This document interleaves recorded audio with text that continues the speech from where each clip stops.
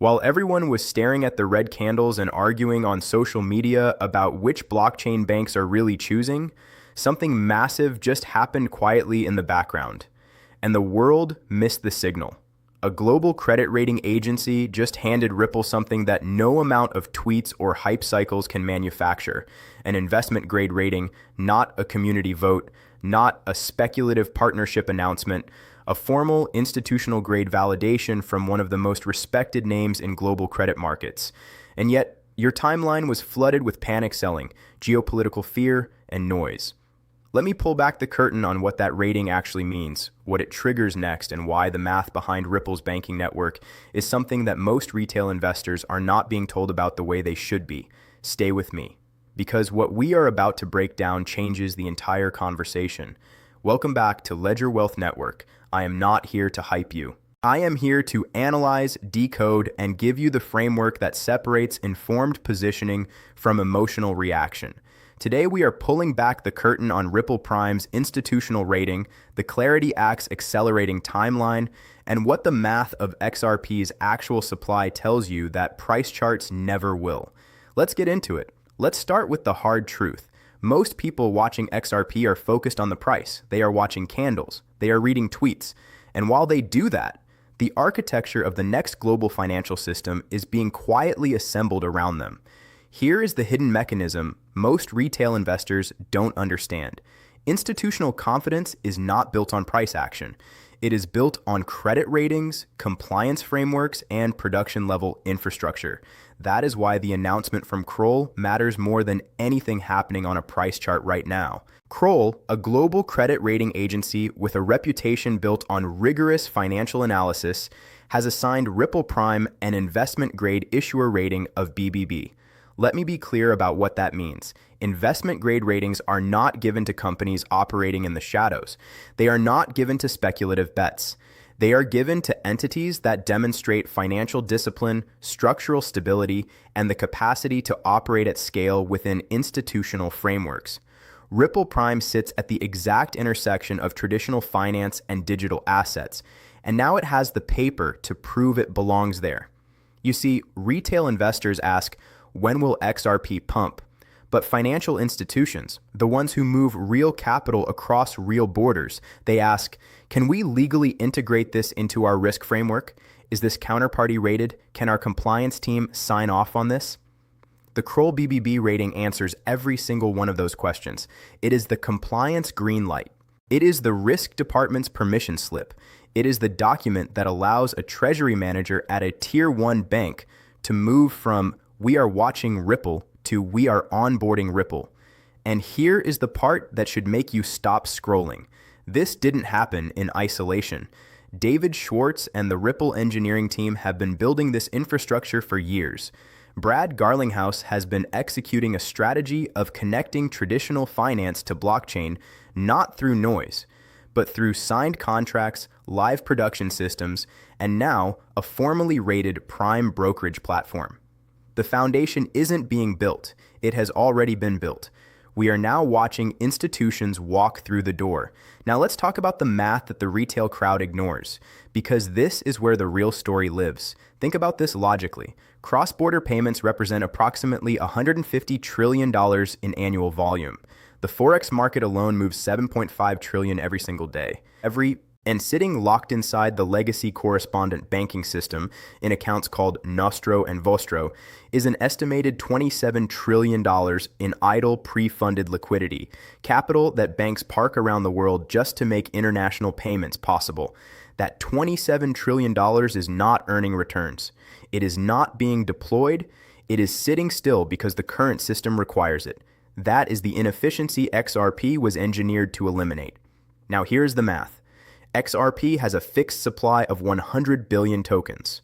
Of that, approximately 55 to 57 billion are in circulation. Ripple's monthly escrow releases are 1 billion tokens, and the vast majority of those are relocked.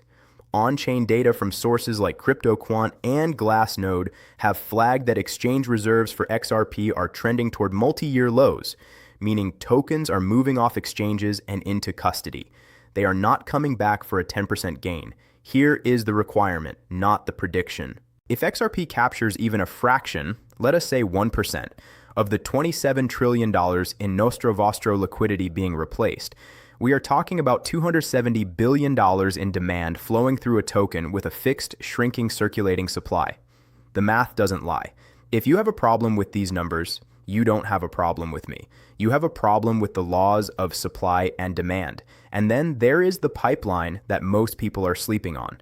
Through the acquisition of G Treasury, now operating as Ripple Treasury, Ripple has brought 13,000 additional banks into its network pipeline. They are not all live yet, but consider the scale.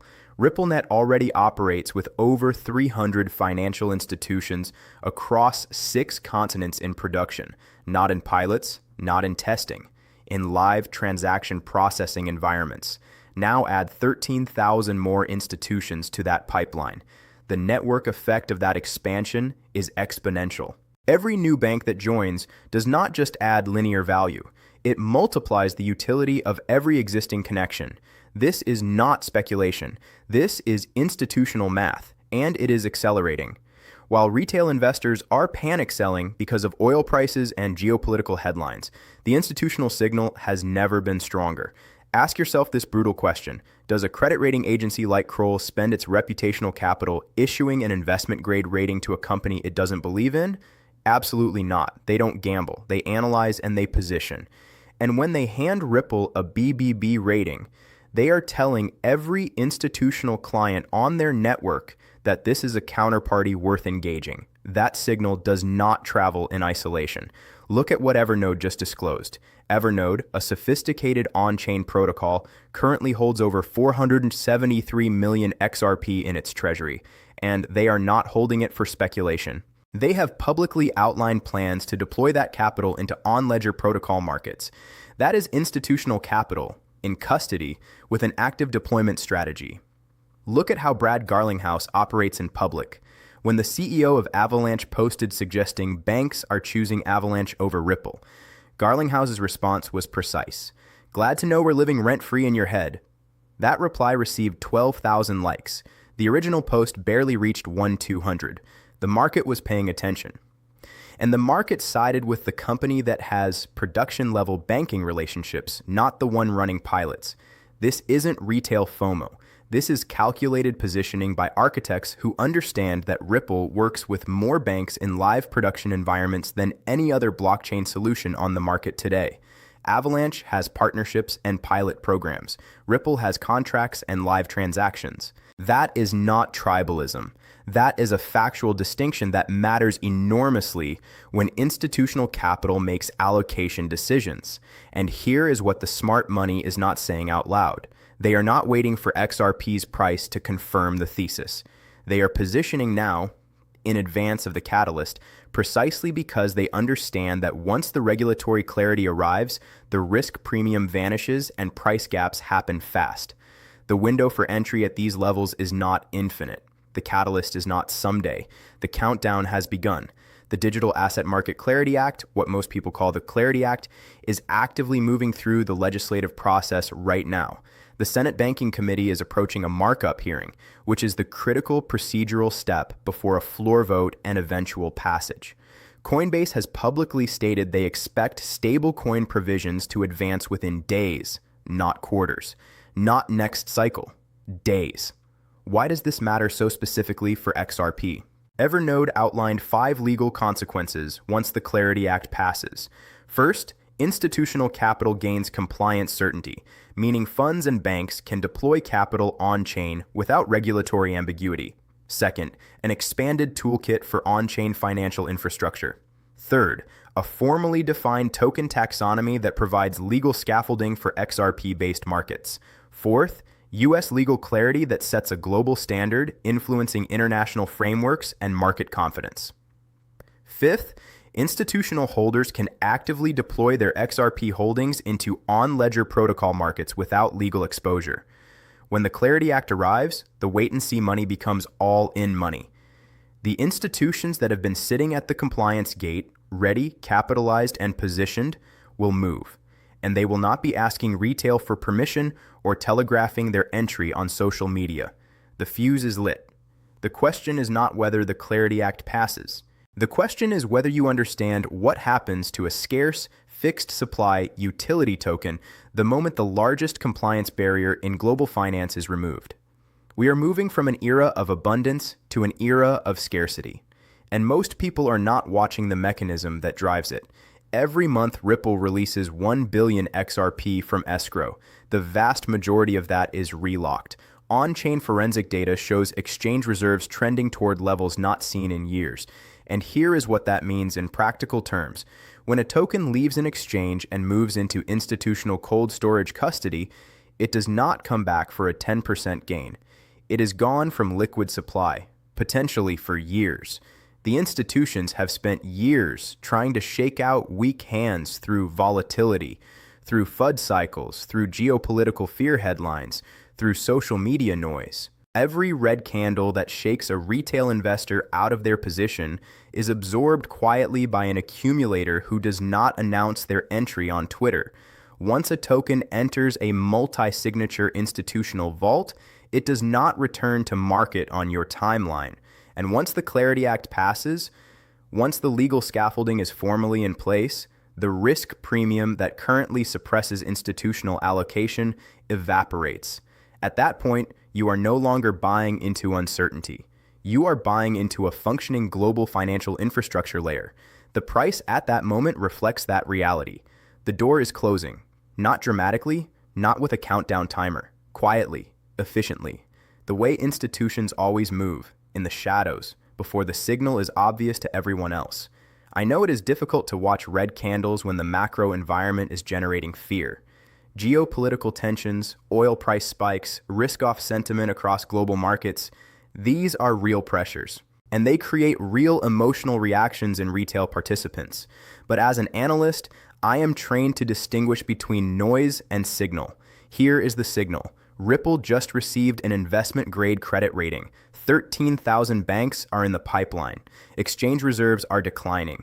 Institutional players are positioning ahead of a regulatory catalyst that is now measurable in days and weeks, not years. Here is the noise. A price dip driven by an oil price reaction to a geopolitical headline. Being early feels exactly like being wrong, right up until the moment the structure becomes undeniable to everyone. And by that point, the entry that feels uncomfortable today becomes the position that defines the decade. The question is not whether the thesis is correct. The question is who will still be holding when institutional adoption at scale makes the current price look like a historical footnote. While the masses are focused on oil prices and social media drama, the smart money is reading credit ratings, signing NDAs, and building infrastructure. That asymmetry is your opportunity. Recognize it for what it is. Here is where we land. Price is a distraction. Infrastructure is the reality. Ripple Prime now carries an investment-grade rating. RippleNet spans 6 continents with over 300 live institutions.